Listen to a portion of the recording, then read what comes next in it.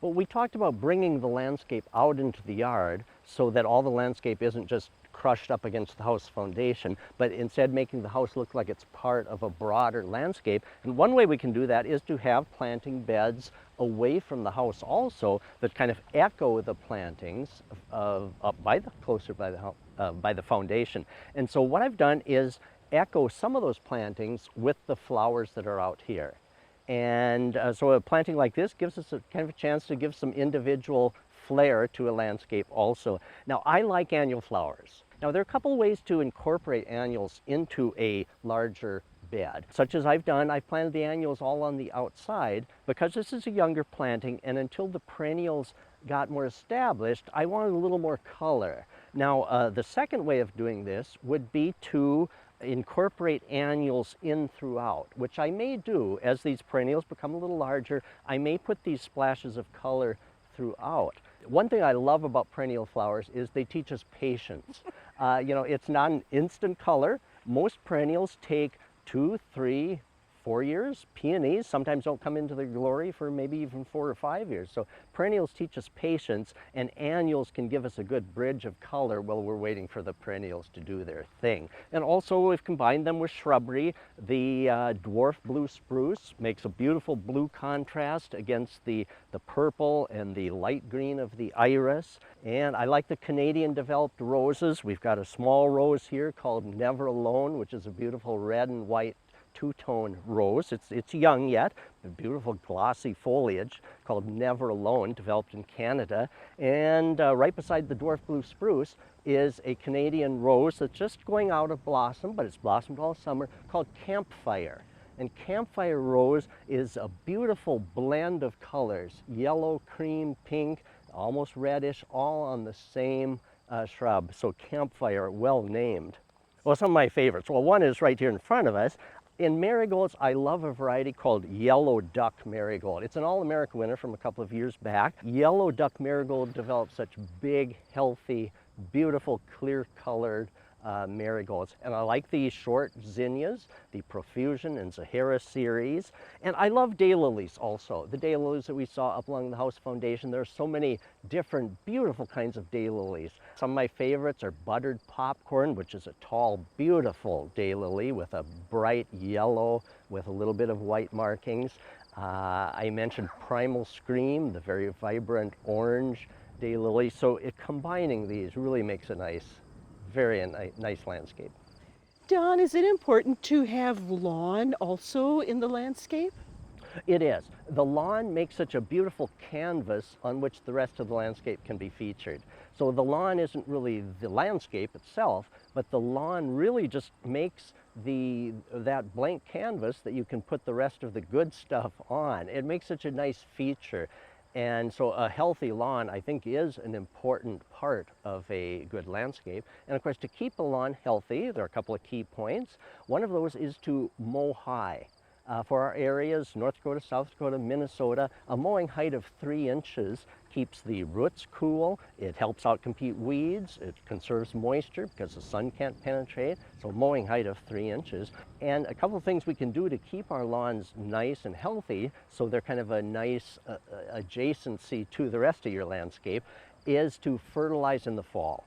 In the fall of the year, the grass plants are busy preparing roots and a good crown structure to carry them through the following year. And if we give them that nutrition that they need to produce the deep roots, then in future years they can get better moisture from the subsoil, and it makes a much healthier plant. So if we were to fertilize one time a year, Labor Day would be the time. Should you water your lawn all summer long? Well, lawns, of course, thrive when they're getting enough moisture, but it's important to water deeply. A deep watering encourages the roots to go deeply. Frequent shallow waterings create shallow roots. The roots will stay where the water is, and so to get deep roots, the preferred is about 1 inch per week in one application. Or if you have sandy soil, maybe divide that into 2, but much better than frequent light sprinklings. The deep watering, less frequently, will encourage deep roots. Now, sometimes we might ask, well, how do I know if I'm putting 1 inch of water on my lawn when I do water? And I like the tuna can method. a tuna can or a soup can set under the sprinkler out on the lawn, and when you have an inch collected in that straight-sided can, then you know you've got your inch. Don, we have a lot of people that had damage to their shrubs or trees falling on them. What should they do? Well, the nice thing about deciduous leafy type shrubs is that they can be rejuvenated and will oftentimes come back better than ever. And now by rejuvenating, I mean cutting the entire shrub back to about 6 inches above ground level. Now the time to do that is in the spring and not here, but shrubs such as dogwoods, the 9-bark that are right behind me with the wine-colored leaves, potentilla, spirea, most leafy type shrubs, lilacs, can be rejuvenated very well, and they'll come back better than ever if cut back to that height above ground level. Now, unfortunately, evergreens don't have that capacity. So evergreens, if they are damaged, they have a much more difficult time of recovering. What do you do for fall care for all of these perennials and shrubs in your yard? Well, the annuals, I actually, with the annual flowers, I take our mower and set it low, and I mow right over the annual flowers. That kind of compost them back, and then I rototill them in, provided that they don't have any disease. Now, the perennial flowers, most of the perennial flowers, I like to leave the tops, the above ground portion, on during winter for a couple of reasons. For one thing, when you're looking out the windows, the perennials look quite nice. You know, in brown, the seed heads, they give some interest in winter color against the snow. So there's something to see in a perennial bed, even during winter time. It can be pretty, so that's one reason. Secondly, I leave the above ground portions on most of them because they survive winter better. That helps catch snow, and they'll usually winter better with the tops left on. Also, important for our pollinators. Many of our little pollinating bees, the native type, survive in the hollow stems of perennials. That's where they use and make their nests in the winter time. So by leaving the above ground parts of most perennials on, you're also giving a nesting spot for little pollinating bees, which are so important for fruit trees and cucumbers and squash and apple trees. But not all perennial tops should be left on over winter.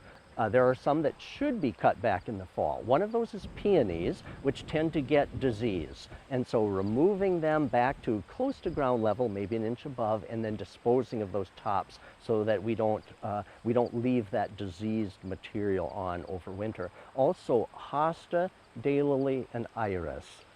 They just flop apart so badly in the fall of the year, and by next spring they turn to mush. And so it's much easier on hosta, iris, and daylily to cut those back in the fall after a heavy frost.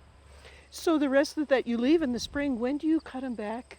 Usually in April, on a nice April day, I cut the above ground portions back to an inch or so above, and it's important to do that before the new growth starts emerging, or about the time that new growth is emerging from ground level. Otherwise, if you wait too long, the new growth is intermingling with the old dead tops, and it's harder to cut it back.